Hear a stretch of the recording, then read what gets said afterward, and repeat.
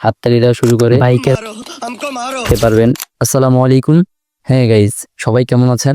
অবশ্যই কমেন্টে জানাতে ভুলবেন না। চলে আসলাম প্রথম ব্লগ ভিডিও নিয়ে। অবশ্যই কি থাকছে এই ব্লগে শেষ পর্যন্ত দেখেন। আশা করছি অবশ্যই আপনাদের কাছে ব্লগটি ভালো লাগবে। তারপর আমি অপেক্ষা করতেছিলাম আমার দুইটি বন্ধুর জন্য। অবশেষে তারা চলে আসলো। আমরা যখন যাচ্ছিলাম তার মাঝেই একটি কুকুর চলে আসে রাস্তায়। তখন সাব্বির বলতেছিল যে তুই তো মরবি, সাথে আমগুলো মারবি, তার থেকে ভালো আয় আমগুলোকে আয়। তার একটু সামনে যাওয়ার পরেই তাদেরকে একটু দেখানোর চেষ্টা করলাম, কিন্তু তারা অনেক লাজুক প্রকৃতির ছেলে, দেখাতে পারলাম না। আর আমরা যাচ্ছি কোথায় এটা তো এখনো বলা হলো না। আমরা যাচ্ছি শাহরাস্তি ওয়াকওয়েতে। সেখানে সন্ধ্যার মনোরম পরিবেশ কেমন লাগে সেই দৃশ্যটাই আপনাদেরকে দেখানোর চেষ্টা করব।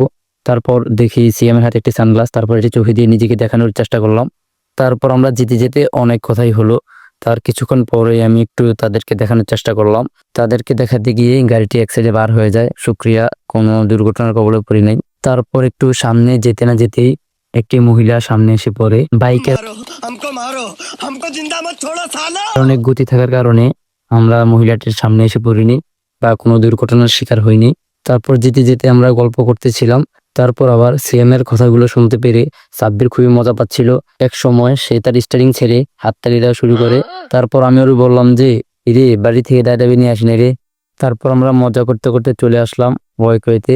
সন্ধ্যার সময় কেমন পরিবেশ থাকে সেই দৃশ্যটাই আপনাদেরকে দেখানোর চেষ্টা করব। এখনই আমরা বাইক থেকে নামবো, নামার সময় হয়ে গেছে প্রায়।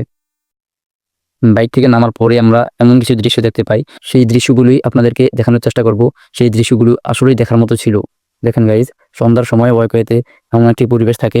সেখানে গেলে আপনারা দেখতে পারবেন সূর্য ডুবার মনোরম দৃশ্য এবং পাশাপাশি আরো অনেক কিছুই দেখতে পারবেন। কিন্তু দুঃখের বিষয় হচ্ছে আমি আপনাদেরকে ভিডিওটি দেখাতে পারি না সূর্য ডুবার। আমার ফোনের স্টোরেজটি ফুল হয়ে গিয়েছিল, এই জন্য আর ভিডিও করতে পারি না সূর্য ডুবার ভিডিওটি। আমরা প্রায় 11টা পর্যন্তই সেখানে ছিলাম, কিছুটা একাকিত্ব সময় কাটিয়েছিলাম। এই জায়গাটিতে এমন বাতাস, শরীর শীতল হয়ে যায়। তার কিছুক্ষণ পরেই ভাবলাম যে এমন একটি পরিবেশে যদি চা না হয় তাহলে তো হয়ই না। তারপরে আমরা চা খেলাম। চা খাওয়ার পরে আমরা বাড়িতে ব্যাক করলাম। দেখা হচ্ছে নতুন কোনো ভিডিওতে, ততক্ষণ পর্যন্ত সঙ্গে থাকবেন। ধন্যবাদ। Thanks for watching. Thank you for watching.